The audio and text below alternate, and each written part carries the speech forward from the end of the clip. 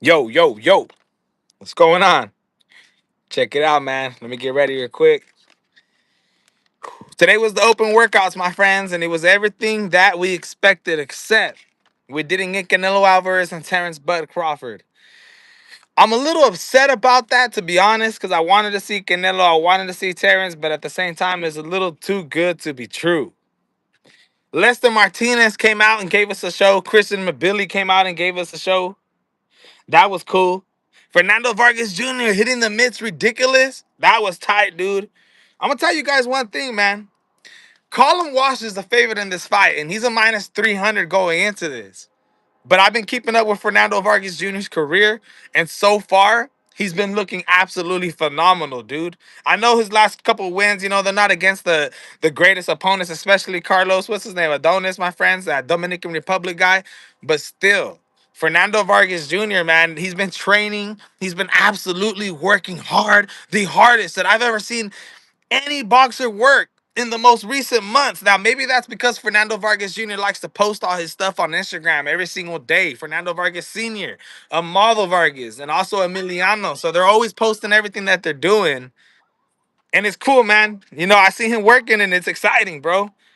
At a plus 250, it's been telling me not to underestimate Fernando Vargas. It's been telling me, like, dude, this man is so hungry. When he hits the mitts, he's looking absolutely good. When he's doing his little sparring, he's looking good, even though that doesn't always, go to the ring. Just because you hit the mitts good, just because you look fancy and everything, doesn't mean you're going to be successful in the ring.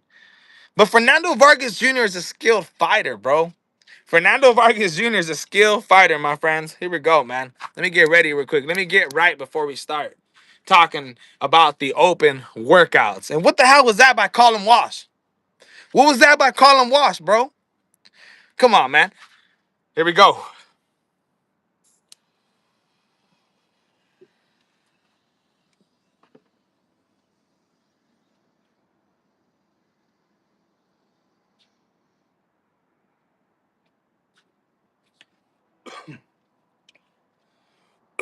So we haven't talked about my main pick yet. We haven't. What's up, Santana? Team Vargas, what's up? Hey, bro. So I picked Callin Walsh to win this fight. Right when I did an extensive background check on both of them, and I looked at both of their amateur record. What's up, Santana? What are you doing? Literally just started right now. Let's see what's hopping, man. Let's see what's going on today. Let me see if I could put something in the leak real quick. Hold on.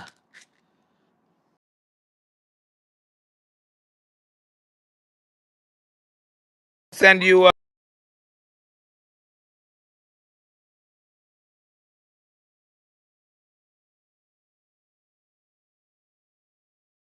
copy and paste that link inside the chat, my friend. See if you can do that right there.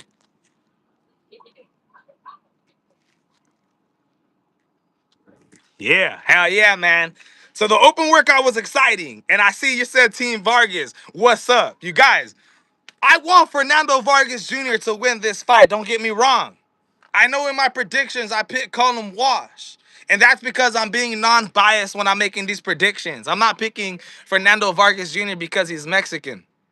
I'm picking Callin Walsh because when you look at their amateur backgrounds, he's the more experienced fighter with over 120 fights compared to Fernando Vargas Jr., 36-4 record in the amateurs. Callin Walsh has won 7 Irish national championships in his amateur days. Wow, how many has Fernando Vargas Jr. won? How many amateur national titles has Fernando Vargas Jr. won? 0. So when you look at this fight, when you look at Callin Walsh, he started his career at 20 years old. He started boxing at the age of 6 and had his first amateur fight at the age of 11. Fernando Vargas Jr. didn't start boxing until he was 16 years old and had his first amateur fight at 16, turning 17. And then didn't start his professional career until 24 years old. Fernando Vargas Jr. wasn't 20. He didn't start his career until he was 24 years old, dude. When you think about that, it's like, bro, what was going on? What were you doing when you were 21, when you were 20? He only had 36-4 amateur record. It's not like he was this absolutely profound amateur fighter who was competing all over the world for the last 8 years. Fernando Vargas Jr. hasn't been the most focused fighter out of all the brothers. He may be the second most focused. Emiliano, don't get me wrong, bro. Emiliano got skills. He's super skillful. And damn, man, Callin might be way better, you think? Bro, I think, look, check it out, dude. When you watch Callin Walsh fight, you know he started at 20 years old. In 2021, he came to the LA and started training with Freddie Roach. And on his first day of training camp, coming to LA from Mexico, because if you didn't know, I believe Callin Walsh in his 19th birthday was in Ireland. And then ended up celebrating his 20th birthday in Mexico because he had to cross the border to be able to get to the US. He spent a couple weeks there. I think it was 2 to 3 weeks. And then his 21st birthday, the next year, he's shaking hands with Dana White, signing a contract, being sponsored by Howler Head, being put on the UFC Fight Pass, which is crazy. Because you tell me, how many fighters has Dana White promoted in boxing? If you're a UFC fan and you know about the UFC, Dana White has not been hot on UFC at all. I mean, on boxing at all. He hasn't been talking about boxing like it was this big thing until just recently when he signed with Turkey. But the first fighter that he chose was Callin Walsh, thanks to Tom Loeffler, his promoter, who's an absolutely great promoter in charge of 360 Promotions. If you don't know who 360 Promotions are, get ready, because as soon as TKO Promotions begins, you will be hearing of 360 Promotions being promoting all their fights. Tom Loeffler is going to be in the game, my friends. It's going to be crazy. So at 21, Callin Walsh already has Dana White behind him, Tom Loeffler, and Freddie Roach. And Freddie Roach's first day of training with Callin Walsh, him walking inside the gym. Guess who Freddie Roach made Callin Walsh spar with? Does anybody know who's watching? Does anybody know who Callin Walsh's first day of sparring, who did he spar with? His first day of arriving to the Wild Card Gym in Los Angeles. Right there on the strip, my friends. Right there on the strip. You just make that left right there. Bam, bam, bam, bam. Callin Walsh's first sparring session on his first day arriving to LA at 20 years old was against Blair the Flair Cobbs. Blair the Flair Cobbs. 6 rounds. His first day. He's been sparring with guys like Alvis Rodriguez this whole training camp leading into this. I posted a couple videos of Callin Walsh. And in those videos, you see Callin Walsh hitting the punching bag. He's working. There was even a video where he drops the punching bag. He knocks it down to the floor. Check it out, dude. Callin Walsh was training right beside Manny Pacquiao. You can hear Manny Pacquiao in the background, hitting the bag. Boom, boom, boom, boom, boom, boom, boom, boom, boom. And Callin Walsh was working right beside him. So for the last 4 or 5 years, he's 14-0 now with 11-0 record. I believe he's ranked number 5 by the WBC, ranked number 4 by the IBF, and ranked number 14 by the WBO. Even though the rankings don't really matter in boxing, because if you look at it, the WBO, the WBC has Callin Walsh ranked ahead of guys like Virgil Ortiz, guys like Erickson Lubin. And it just don't make sense. The rankings don't make sense. But still, Fernando Vargas Jr. isn't ranked at all by any of the sanctioning bodies. If you look at the fighters, you compare the fighters that Callin Walsh has been fighting against Fernando Vargas Jr. Callin Walsh has been fighting way better fighters. And I'll name one of them. Dean Sutherland was a way better fighter than Fernando Vargas Jr., any fighter that he's fought. Even Gaston Correa. If you look at Fernando Vargas Jr.'s record, he's 17-0 with 15 KOs. If you look at 3 fights ago, when he fought against Homeboy's name, what was it? Was it Carlos Cordinas or Jose Cordinas? The dude from Dominican Republic. It was one of the worst fighters that I've ever seen in my life. I'm not playing around. I swear to God, I could have did a better job than Homeboy did against Fernando Vargas Jr. than he did. I could have went in there and did more work. That being said, Even though Colin Walsh has a far better amateur record, had way more success, 7 Irish national champions, Fernando Vargas, 0 nationals. Even though Colin Walsh has been training with better fighters, Manny Pacquiao, Alvis Rodriguez, Blair the Flair Klobbs, anybody that walked into the wild card gym, Colin Walsh has been working with and sparring with.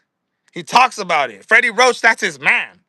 Freddie Roach, that's his man. He be telling Colin Walsh, I need you to spar my guy. Anybody that walks in, Colin wishes that guy. Ireland, Cork, Ireland's boy, friends with Conor McGregor, sponsored by Howler's Head. Keep that in mind. He's sponsored by Howler's Head, my friend. So, I think Colin Walsh is going to win this fight. He's the more skilled fighter. He has a better amateur background. But it is very possible that with all that coming into this, Fernando Vargas Jr. is hungrier than I've ever seen anybody, bro. I haven't seen anybody as hungry as Fernando Vargas Jr. I swear. I've been keeping up with him. We've been dropping videos on him all the time. He's probably the most hungriest fighter that I've seen in a long goddamn time. He's running. Fernando Vargas Jr. is running. And he's over here chanting, new and new and new and new. And I think it's because he got his brothers behind him. Fernando, he got a lot of drive in him right now. All his brothers believe in him. And this is the chance to kind of take himself away from being overshadowed by Emiliano. Because if you know, a lot of people like to say that Fernando Vargas Jr. was hand-fed and was just put into the situation just because. And he's here to show people that it's not just the last name. That's not the only reason why he's a professional, even though he started at 24 years old. It's not the only reason. He has a chance of shocking the world as an underdog and proving to everybody that it's not just Emiliano. Amado ain't doing nothing, man. Respect to Amado Vargas Jr., but he's just out there helping his brothers train all the time. He's barely fighting, which whatever. But Fernando Vargas Jr. has been looking absolutely ferocious. And you said that your team Vargas. I will not be surprised if Fernando Vargas Jr. pulls it off. You've seen many times a more skillful boxer go in there against more of a dog fighter. And sometimes the dog fighter just pulls it off. Even though Colin Walsh, we don't know, he's from Ireland. He may be a bigger dog than Fernando Vargas Jr. We're going to see. I picked Colin Walsh to win this fight. But I'm not laying money on him. I'll tell you who I'm laying money on. And by the way, man, hey, let me see. How do I drop the goddamn link inside the thing? I'm trying to get somebody to join. See, can you request to join? Somebody join in and let's talk, man. Let's talk some boxing. Terrence Bud Crawford and Canelo Alvarez. Tell me why you think Terrence Bud Crawford is going to win this fight. Tell me why you think Canelo Alvarez is going to win this fight, my friends. Check it out. I don't know if you guys know this, man. Got the Canelo Alvarez boxing hat right here. Check it out.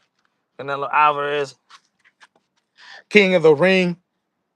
Got the Canelo Alvarez t-shirt on right now, man. Check it out. Undisputed. We're ready, bro. It's the 3-day countdown. Now, nobody wants to join. Let's see. Let me see. Let me know, man. Somebody put in the comments, bro. If you're trying to join, but it's not letting you, let me know. Let's keep on talking. My lock of the week. Who am I going to pick?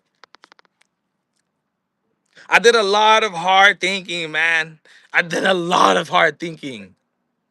You got Marco Verde on the card, who's a minus 5,000 favorite, who I'm absolutely excited to see. Only 2-0. Competed in the Olympics, my friends, for gold medals, but lost to Hamdinoud and ended up taking silver. And now he's fighting on one of the biggest fight cards of the year against, what's his name, Axel Coley, something like that. Marco Verga is gonna knock this guy out, man. When you look at the dude he's fighting, he's horrible. He's explosive, don't get me wrong. But the dude is jumping across the ring 6 feet to land a punch, literally. Marco Verde is gonna go in there and win. But my main pick is gonna be an underdog for this fight, bro. Believe it or not, I've seen a lot of people talking about this fight. And I've seen people choosing Christian Mabili to beat Lester Martinez. And I understand when they look at Christian Mabili and they look at Lester Martinez's last couple fights, you may think to yourself that Christian Mabili is going to come in here and wreck a guy like Lester Martinez. You might be telling yourself, yo, how is Lester Martinez going to win this fight? Basing off what I watched. Lester Martinez is the more skillful fighter than Mabili. Let's get that right. Whether you believe it or not, Lester Martinez has beat two guys that Christian Mabili has fought already and beat him in way better fashion. Carlos Congo.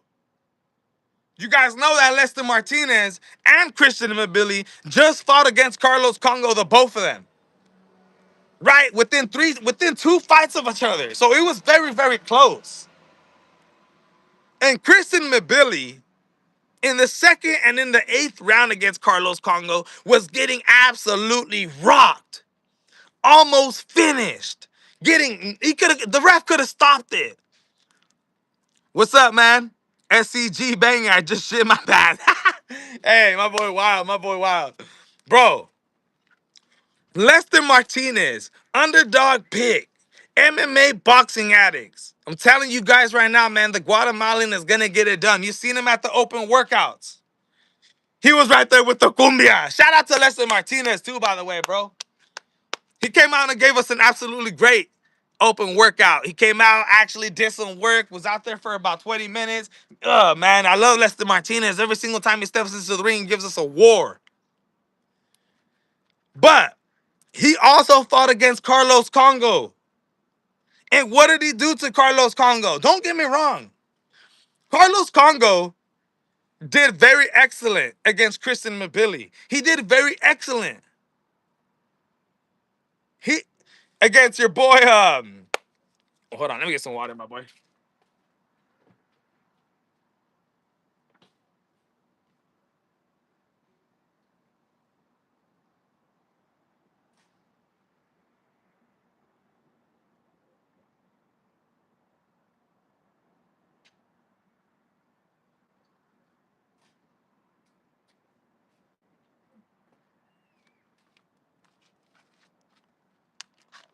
Woo! All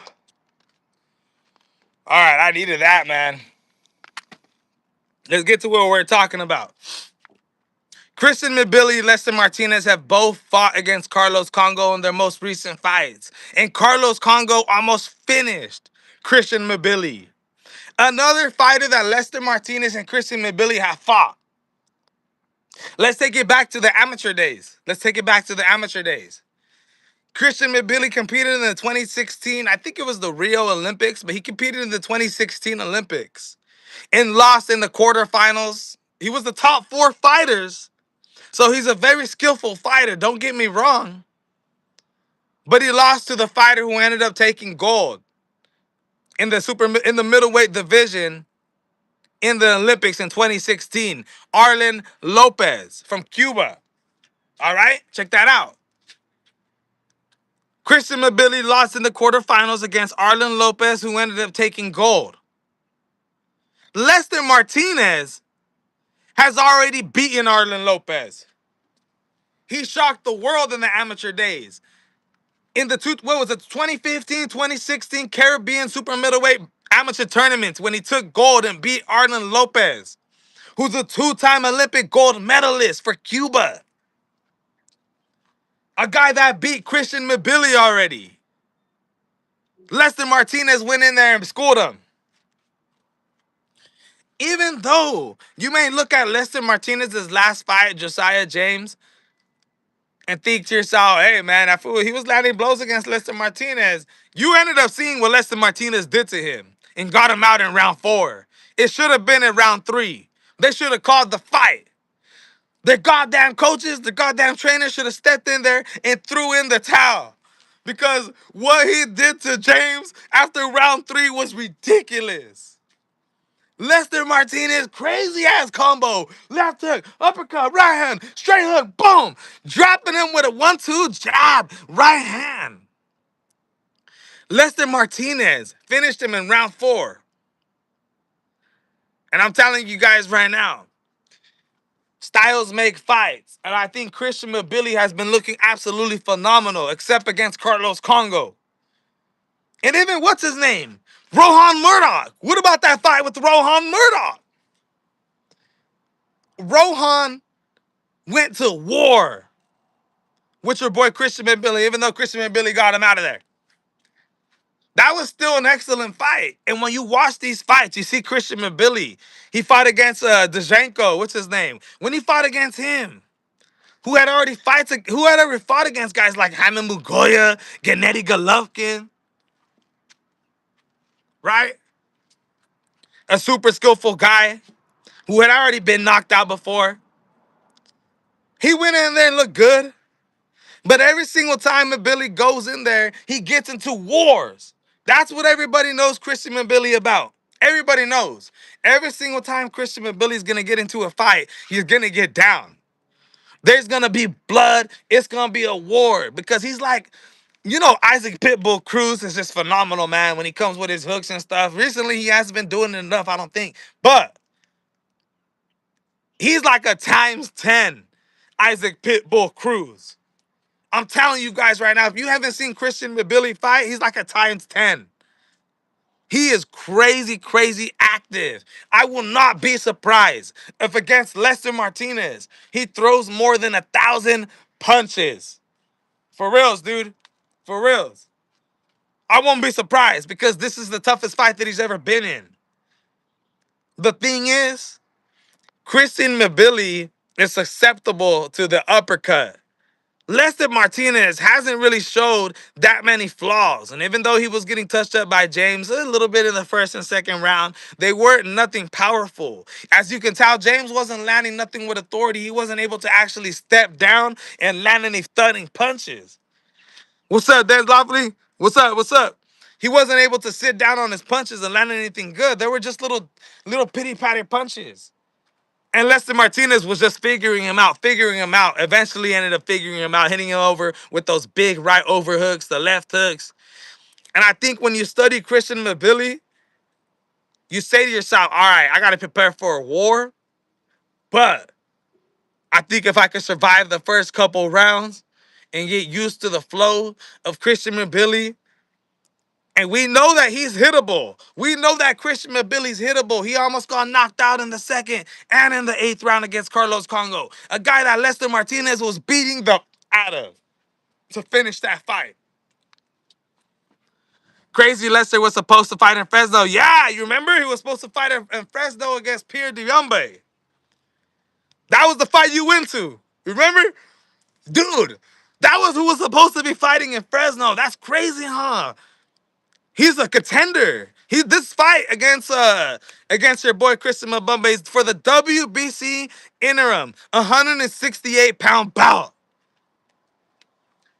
This whole training camp and all this last year, Lester Martinez has been training with Terrence Bud Crawford and Bomac. That's been his sparring partner. When I heard that the migraine thing happened, remember he got injured, he couldn't fight in the fight because he got migraines. I was thinking maybe he was getting touched up by Terrence Bud Crawford. Maybe that was possible. That's why he was, not freaking, just couldn't fight. Maybe that's why he got the migraines. But yeah, he was supposed to fight against Pierre Diombe. They rescheduled him, and he was supposed to beat that guy. That dude already had 2-3 losses on his record. Now he's fighting against Christian Mabili, who's your WBC interim champion. And you know what that means? Is Canelo Alvarez is your undisputed 168-pound champion. He has the WBC, WBA, WBO, the IBF, and the Ring Magazine bout. Which means that with Christian Mabili and Lester Martinez competing for the WBC interim bout, the winner of them could be in line to facing Canelo Alvarez next. Even though things are a little confusing right now. And let me tell you why. Because we know Turkey has different plans for Canelo Alvarez. He talked about finishing his contract with him after this fight. He still has 2 more fights on his contract. Then he wants to re-sign him in 2027 for another 2-fight contract. But he said he wanted him to fight Edgar Shiraz next. You guys remember Edgar Shiraz? A lot of controversy. Hold on, let me turn on this light real quick. There you go. You guys remember Edgar Shiraz? A lot of controversy behind him. He just came off that spectacular KO over Edgar Berlanga. A lot of controversy over his hand wraps, though. You remember he didn't want to take off, what was it, his left hand wrap? He didn't want to take it off. Neither did he want to cut it, and it looked a little weird. Like there was stuff stuffed in it or something. I don't know. And I don't like to get into that part of it because we're going off facts. And when you hear Hamza Shiraz talk about it, he says, hey, Edgar Berlanga needs to learn how to lose like a man and stop being a goddamn... That's what he says. So if that's the truth, then hey, it is what it is. And you can't blame Edgar Shiraz. But, yeah, he should be good as fuck, dude. But that's what Turkey wants to do next. He wants to set up the fight with Edgar Shiraz and Canelo Alvarez.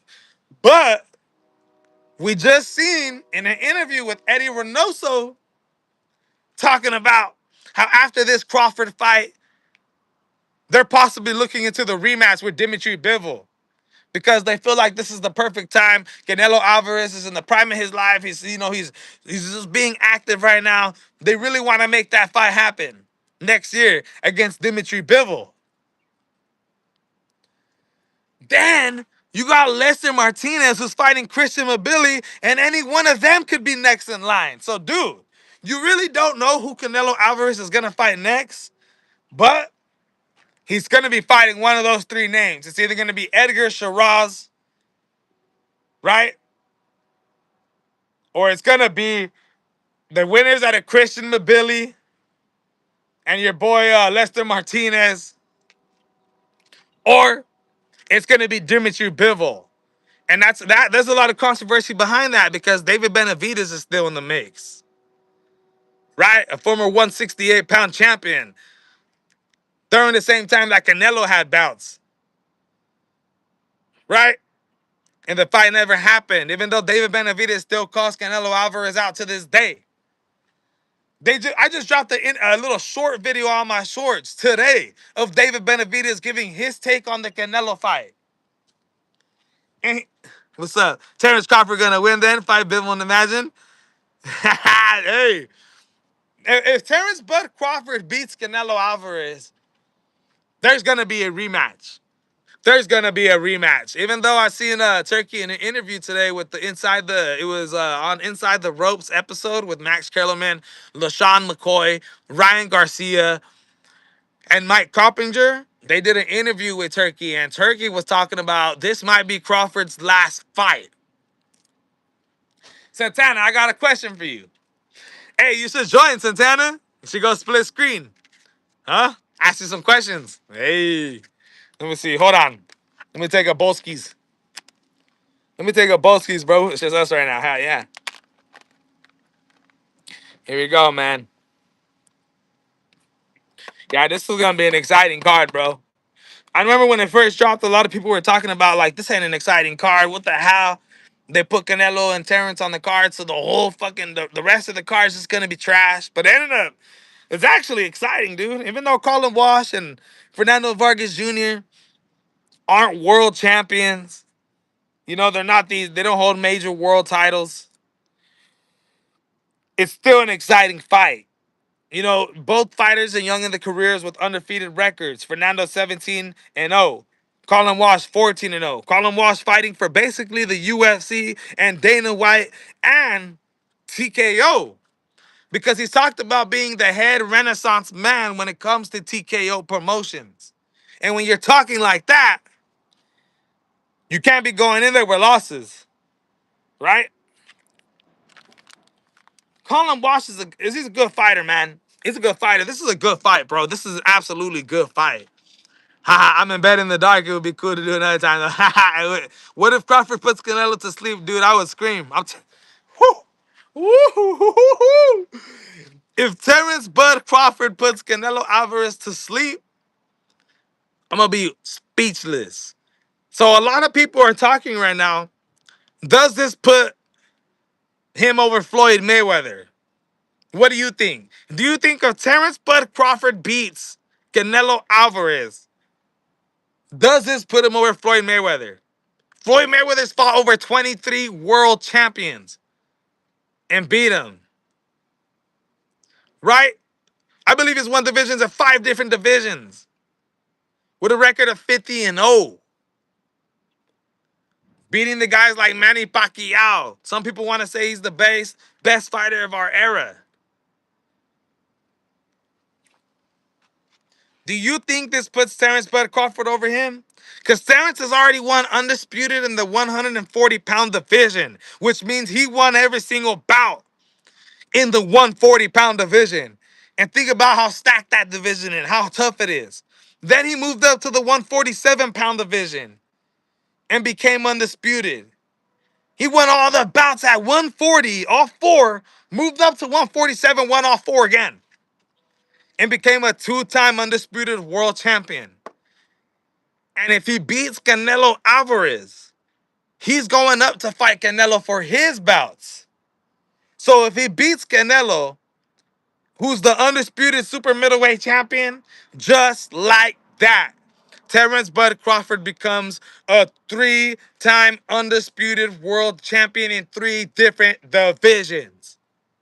Dude, Crawford has be better boxers. I don't know about that. I don't know about that, bro. That's a tough take, and a lot of people will argue about that in the boxing world because Canelo Alvarez has beat guys like Gennady Golovkin 3 times. Even though I think Gennady Golovkin, won the first fight, it was very close. He beat guys like Caleb Plant, Austin Trout, guys like James Kirkland, guys like Daniel Jacobs. Guys like Billy Joe Saunders, guys like Jermall Charlo, who was your 154-pound undisputed world champion, right? He's beaten a lot of good guys, man, a lot of good guys. And he beat Amir Khan, he beat Erislandy Lara, Alfredo Angulo. Just the list goes on and on and on. Terrence Bud Crawford has beat some good people too, don't get me wrong. Sean Porter, great win. Victor Postel, great win. Earl Spence Jr., great win. Ricky Burns, great win. Eureka's Gamboa, great win. No compared to Mayweather when you said if you would put him over if he wins. Oh yeah. Yeah, hey, it'll be crazy for sure, for sure. If Terrence Bud Crawford beats Canelo Alvarez, there still will be that talk that Floyd beat him too, but Floyd beat Canelo Alvarez when Canelo Alvarez was 21 years old, weight drained at 147 pounds. Right? He's fighting at 168 pound now. Could you imagine a 168-pound fighter going up against Floyd Mayweather now? Even though Floyd still might be able to beat him, just saying. But yeah, dude, yeah. Here we go. Oh, wait, my bad. Here we go. Can't hit it on the YouTube right now.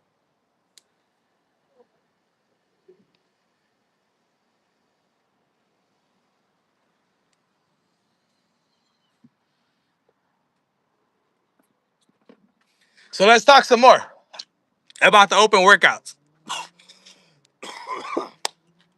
Open workouts were cool, bro.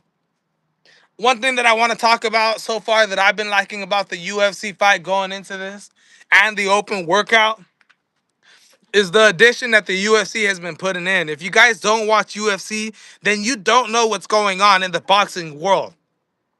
And why do I say that?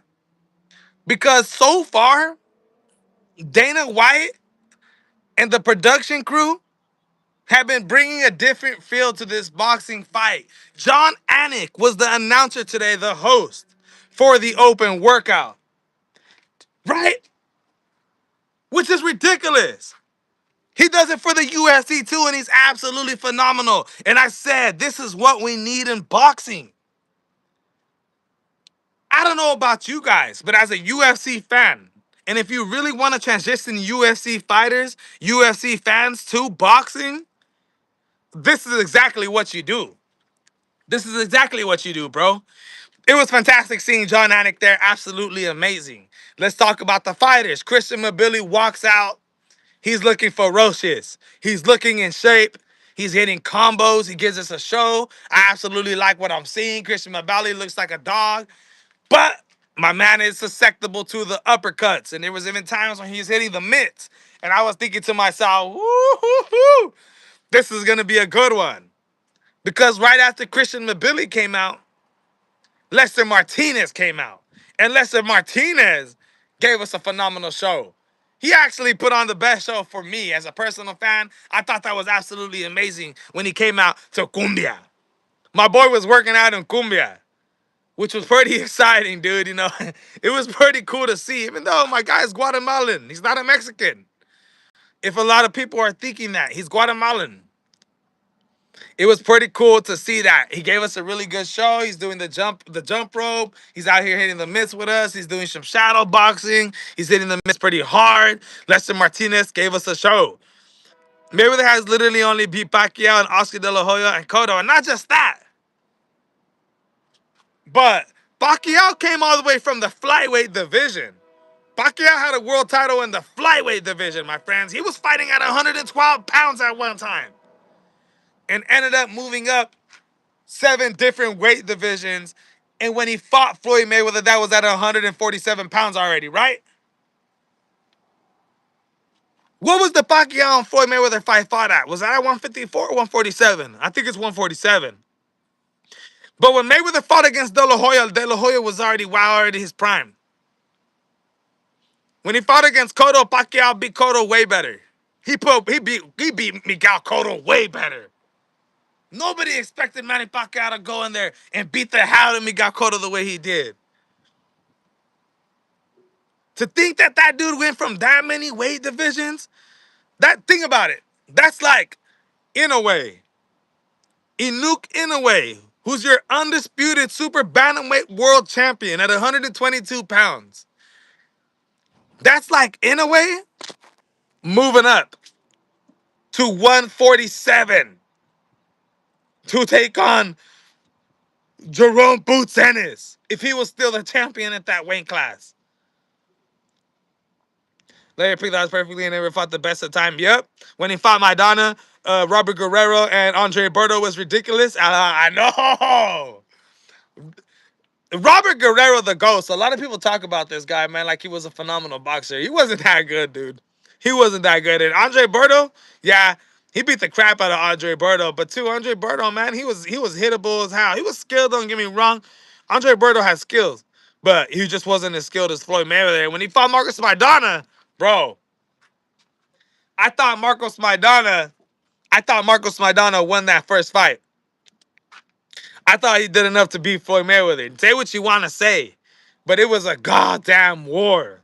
And that was prime Maidana. That was right after Maidana had just beating up Adrian Broner.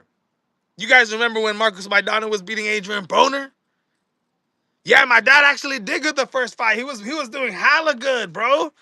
I was watching that one at Lita's house. I remember. I was watching with Lita. They were having a barbecue right there. I don't know if you were there or not. But, yeah, dude. It was fucking tight as fuck, man. It was, oh, no, excuse my language, YouTube, but it was tight, man. So, that was a good fight. It came back the second fight, and Floyd Mayweather beat him in the second one. Yep, that's why. So, and not just that, but Jose Castillo. Watch Jose Castillo versus Floyd Mayweather. Bro, there's been a couple times where Floyd Mayweather has some iffy wins. Even that fight with Victor Ortiz. When he slept Victor Ortiz was having success on Floyd, bro. That was crazy. But let's get back to the open workouts. So now, then you have Fernando Vargas Jr. come out. And I love it. I love it.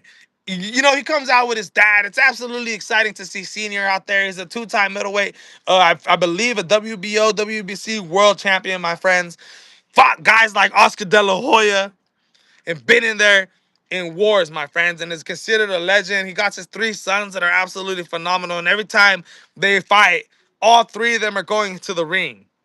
Fernando gave us a show, bro. The one thing about Fernando is he works hard. And I think it's because a lot of people do be talking crap on it, saying, "Oh man, you just been hand fed your whole career. You just been having these easy fights. The only reason why you're here is because of the last name." And I think it's been building up in Fernando Vargas Jr. so much that he's been working harder than ever.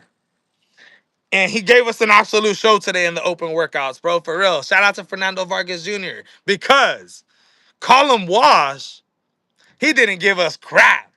What the hell was that, Callin Wash? Come on, man. Horrible. Absolutely horrible, dude.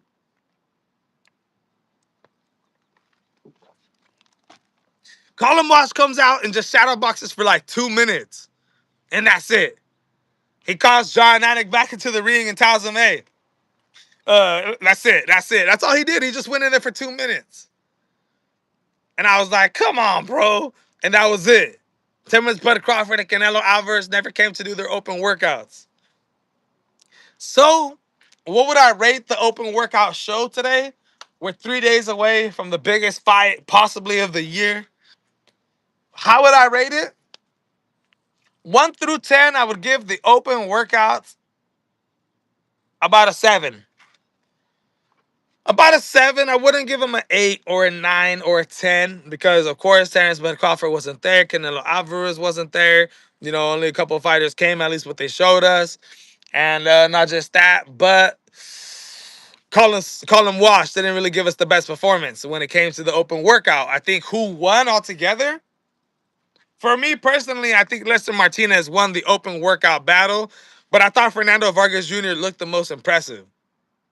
I thought he looked the most skillful. I thought he looked fast. I thought he looked sharp. I thought he looked powerful with those little lead left hooks, little lead right hooks. I thought it looked good. You know, Colin Wash married to Tabitha Ricci. You can see him doing the UFC one day, man. I bet he trains. I know, dude. Oh, yeah, we didn't even speak about that, bro. So did you know that Fernando Vargas Jr. posted pictures of Tabitha Ricci when he heard this fight get announced? Did you know that? Fernando Vargas Jr. had posted a couple pictures on fucking Twitter, but deleted them, of Tabitha Ricci talking about her, bro. Talking about like she's good looking and shit like that. That's what he was saying. And it pissed Colin Wash off because he's talking about his female. So think about that. Think about that, dude. Fernando Vargas Jr. posting pictures of Colin Wash's girl Tabitha Ricci. If you guys don't know who Tabitha Ricci is, they call her Baby Shark. She's a UFC fighter in the women's division. And it's a dog. She's really, really good, man. She's, I would say she's not some of the worst girls. She's not some of the best, but she's right there in the middle, competing with the best. That's who Colin Wash is married to. And Fernando Vargas Jr. decided to post pictures of her. Yo, that is crazy how I try to be like Dylan Dennis, bro. And Fernando Vargas Jr., he's a confident kid. He's a confident guy. I see him right there. I'm watching his Instagram. He's always right there acting flashy. He got the truck. It's like a 3,000-pound truck with like 6 wheels on it. Freaking army suited, booty looted. Just a big old truck from Fernando Vargas Jr., man. He's a confident kid. But I wonder, bro, if Colin Wash knocks Fernando Vargas Jr. out, how are you going to react, dude? It's going to be ridiculous, bro. You're going to see a model. I'm not even playing around. If Fernando Vargas Jr. goes to sleep, we may see a model and Emiliano jump into the ring. How much you want to bet? How much you want to bet? Somebody shake on it. MMA Boxing Addicts is predicting that if first round, Fernando Vargas Jr. is going out there and he's looking all flashy. Woo, woo, woo, woo. Colin Wash, big overhand right hook, uppercut. Boom. Sleeps him. Amado and Emiliano running into the ring. He has to, bro. They have to. You cannot be posting pictures. Hey, bro, this is going to be crazy, man. Ireland versus Mexico. Hey, what else, man? Let's talk about some other things, bro. Let's talk about some other things. Let's talk about the main card. So did you guys know that Terrence Bud Crawford, rumors were out that he had a shoulder surgery and that his shoulder was flaring up going into this fight? Did you guys hear that? I dropped a breaking news video on this as soon as we seen this. That When Terrence Bud Crawford had fought Earl Spence Jr., he took a whole year off. And it was disclosed what happened to him. There was a lot of people who said that they were in the camp with Terrence Bud Crawford and that it was his shoulder. That they had to do surgery on his shoulder, that maybe he tore his rotator cuff.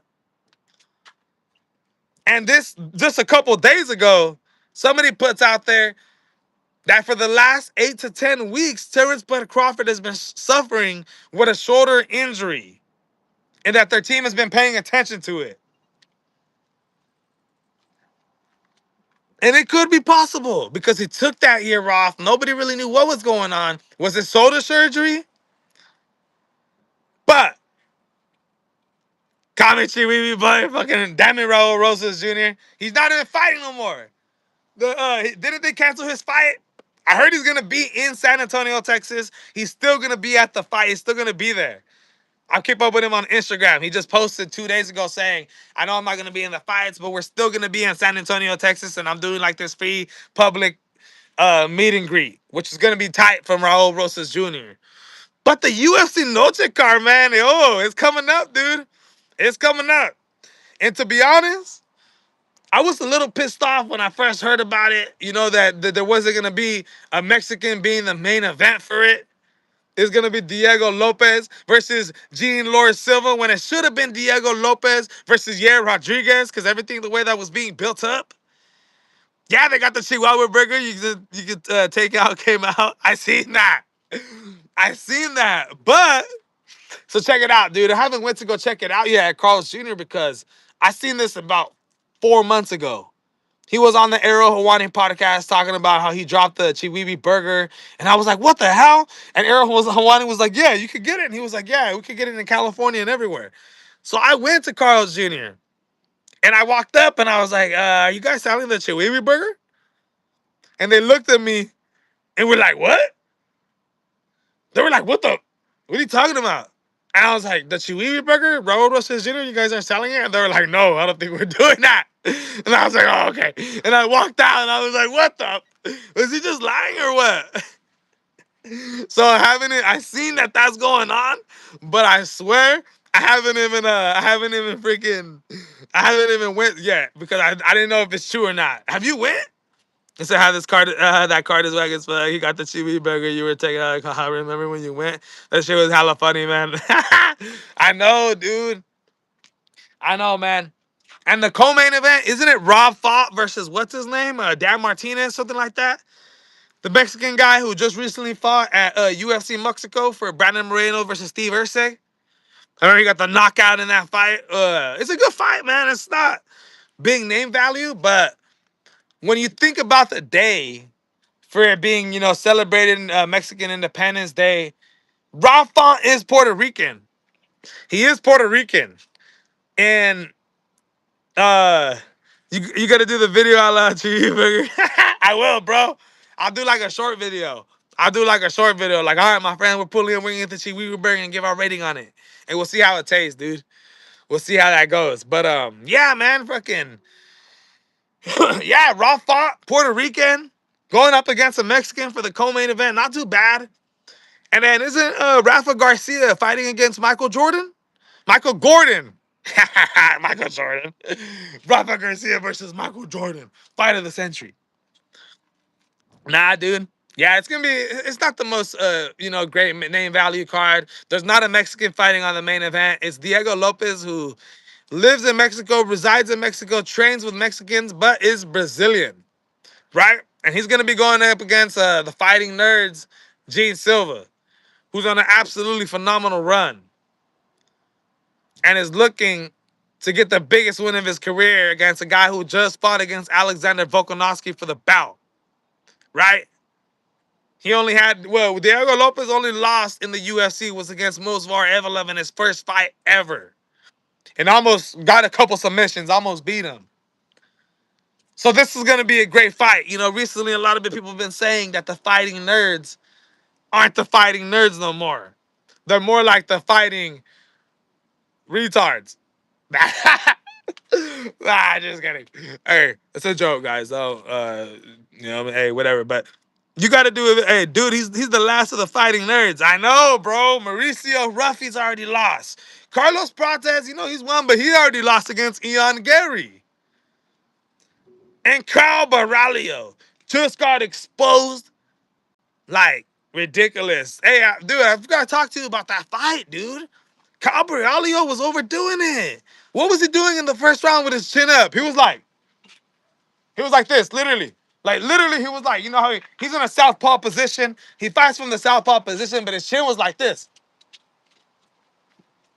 It was, you could tell that he hadn't fought for a whole year. That what was going on with him, bro. He hadn't fought for a whole year. And Nasruddin Imavov was just way too skillful for him, way too powerful, way two better combos, all that. Horrible performance from Kyle Baralio. I thought he had a better chance than that, dude. When he fought against Jared Connor, I know he got touched up in that fight, but I thought because he didn't shoot a takedown until round 5, I thought he did that on purpose.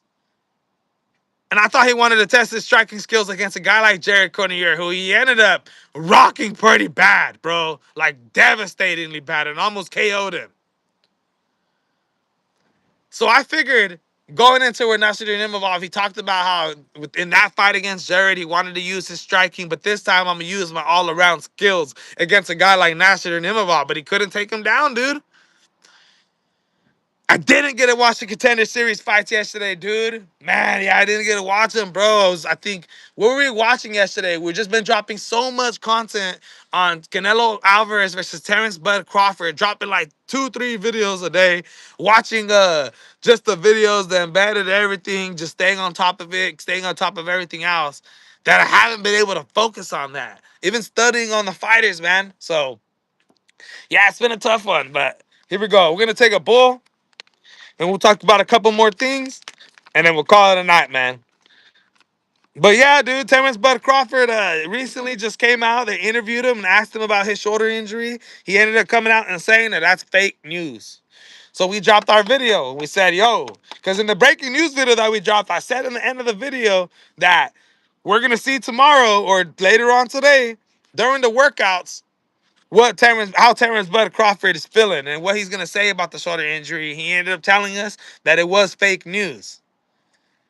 So there ain't nothing wrong with Terrence Bud Crawford going into this fight with Canelo Alvarez. I automatically thought, put your money on it. Like, this is going to be crazy, bro. Canelo's a for sure win. But, I don't know, man. The odds are crazy. Minus 180 for Canelo Alvarez. Minus 180 for Canelo Alvarez. I swear it's probably the cheapest that you'll ever be able to get a guy like Canelo. Unless he fights Dimitri Bivol again, or David Benavidez, or even Arthur Beterbiev. David Benavidez is going to be fighting Anthony Yard coming up. He's going to be fighting on that super card that Turkey's putting together with Brian Norman Jr. and Devin Haney on that fight card, man. And not just that. You got Jesse Bam Rodriguez who's going to be fighting Fernando Martinez. For, I believe, what is it, the 130, 126, 124-pound undisputed world bout? Every single bout's on the line right there. He just beat Cafu to get the WBA bout. And I believe he's like the WBC, IBF, and WBA. He's going to fight Fernando Martinez to take his bout from him and try to become the undisputed. It's an excellent fight card, man. It's going to be ridiculous. And then Abdul Mason is fighting Sam Noakes for the vacant lightweight bout, my friends, which is ridiculous, man. That's a crazy card, dude. Crazy card. Here we go.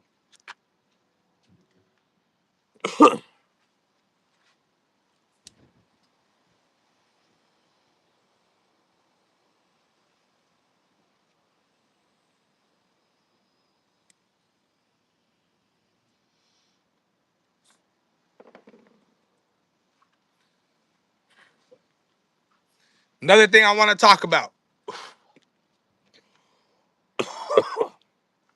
Another thing I want to talk about is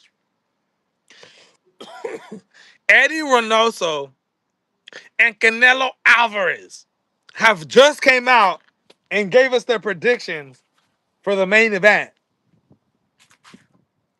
They said that they're gonna knock out Terrence Bud Crawford, bro.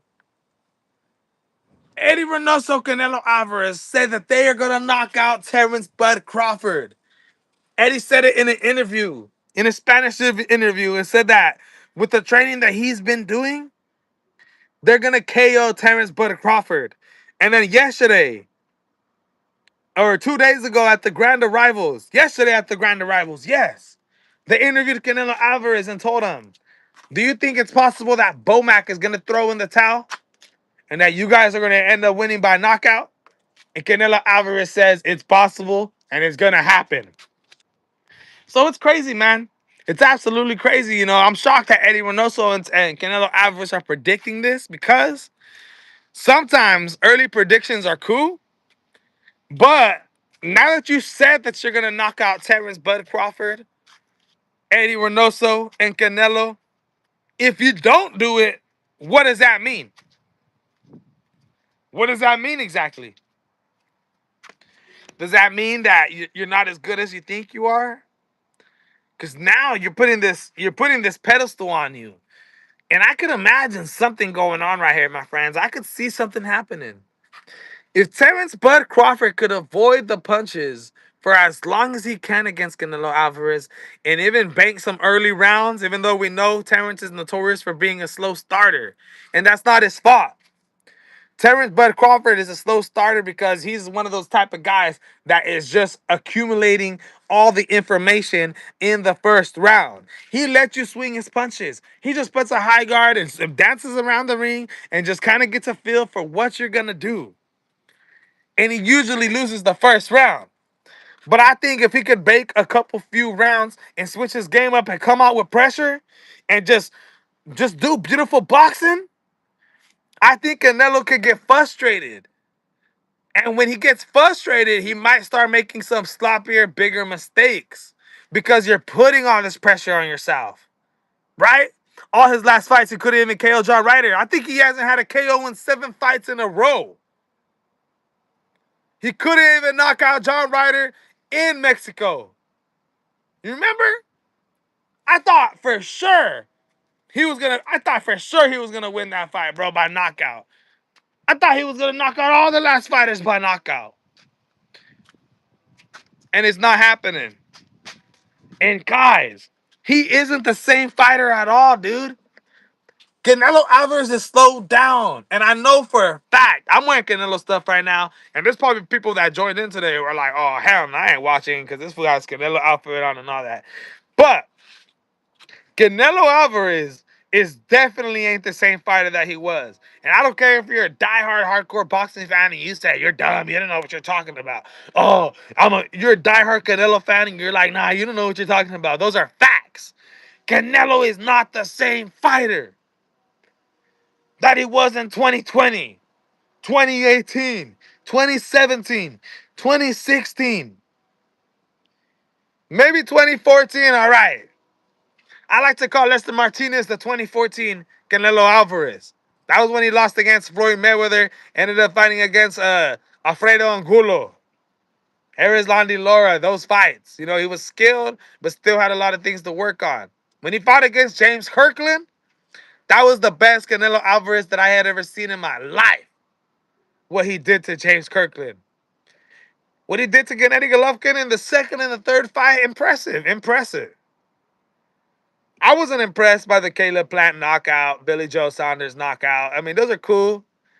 But I would have been more excited if that was David Benavidez, the guy that was calling you out during those times. Terrence Bud Crawford, if he's anything like Floyd Mayweather, he could win this fight, bro. He could win this fight. Terrence Bud Crawford just needs to stay behind that jab, use his footwork, and do not go up against the ropes. Because Canelo Alvarez, let me see, I'm going to finish it off like this, my friends. Because Canelo Alvarez is notorious for arm punching. He can arm punch the hell out of you, my people. That's what he does. You remember what he did to Rocky Fielding? Breaking his elbows. Just bending them in, my friends. Canelo Alvarez is going to be looking to put Terrence Bud Crawford up against the ropes and bang on those arms.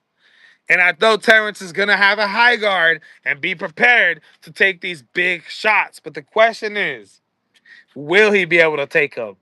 If the shoulder injury is true, even though Terrence Bud Crawford denied it, if it's true just a little bit, and Canelo hits that shoulder, guys, that's what I'm most worried about. I'm not worried about the skills in this fight. I'm not worried. I'm more worried about, will Terrence Bud Crawford be able to take the punches, dude? I swear, man, I don't know why people think Canelo's going to win. I honestly think Terrence is going to win and embarrass him. Guys, this is going to be a very, very interesting fight, man. Saturday night, it's going to be super exciting. All right, man, I'll see you guys tomorrow, Santana. We're going to call it a night. And we'll be live tomorrow again, bro. We're probably gonna go live for the rest of the days leading up into Saturday, bro. Just because how big of this fight is, how big everything is going, man. All right, peace out. Let's go.